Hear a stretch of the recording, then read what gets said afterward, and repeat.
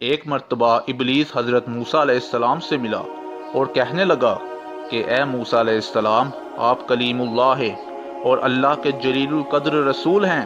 آپ اللہ سے میری سفارش کریں کہ میں توبہ کرنا چاہتا ہوں۔ کیا میرے لیے بھی توبہ کا کوئی رستہ نکل سکتا ہے؟ جب حضرت موسیٰ علیہ السلام کوہ طور پر اللہ سے کلام کے لیے گئے تو اس دوران شیطان کا پیغام دینا بھول گئے۔ جب واپس چلنے لگے تو اللہ نے خود یاد دلایا کہ کیا تمہیں کسی نے کوئی پیغام نہیں دیا؟ حضرت موسیٰ علیہ السلام نے فرمایا کہ ہاں یا اللہ، میں بھول گیا تھا۔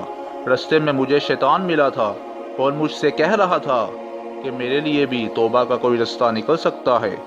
اے پروردگار، آپ تو رحیم و کریم ہیں اور بڑے سے بڑے گناہگار کو معاف فرما دیتے ہیں۔ اب وہ توبہ کر رہا ہے تو اسے بھی معاف فرما دیں۔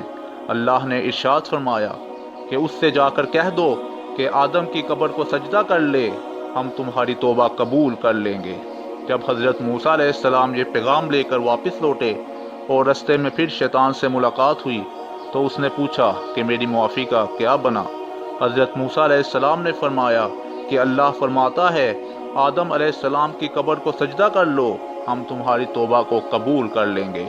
اس پر شیطان نے فوراً کہا کہ واہ بھائی، میں نے زندہ کو سجدہ نہیں کیا، اب مردہ کو کیسے سجدہ کر لوں؟ اس کی قبر کو کیسے سجدہ کر لوں؟ یہ مجھ سے نہیں ہو سکتا۔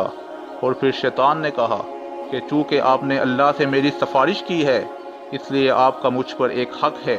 اور پھر کہنے لگا کہ مجھے 3 حالتوں میں یاد کیا کرو، ایسا نہ ہو کہ ان 3 حالتوں میں میں تمہیں ہلاک کر دوں۔ ایک تو کبھی کسی غیر محرم کے ساتھ تنہائی میں نہ بیٹھنا، کیونکہ جب تم کسی غیر محرم کے ساتھ تنہائی میں بیٹھتے ہو تو ان میں سے تیسرا میں خود ہوتا ہوں اور اس وقت میں تمہیں فتنے میں ڈال دیتا ہوں۔ دوسرا، غصے کے وقت مجھے یاد کیا کرو، کیونکہ جب تم غصے میں ہوتے ہو میں تمہارے دل میں وسوسے ڈالتا ہوں، تمہارے دماغ پر حاوی ہوتا ہوں اور تمہارے جسم میں خون کی طرح گردش کرتا ہوں اور تمہیں گناہ کرنے پر مجبور کر دیتا ہوں۔ اور تیسرا، جہاد کے وقت مجھے یاد کیا کرو، کیونکہ جب تم کفار کے ساتھ جہاد کرتے ہو میں تمہارے ذہن میں بیوی بچوں کے چھوٹ جانے کا خیال ڈالتا ہوں، گھر بار کے چھوٹ جانے کا خیال ڈالتا ہوں اور تمہیں جہاد سے بھاگنے پر مجبور کر دیتا ہوں۔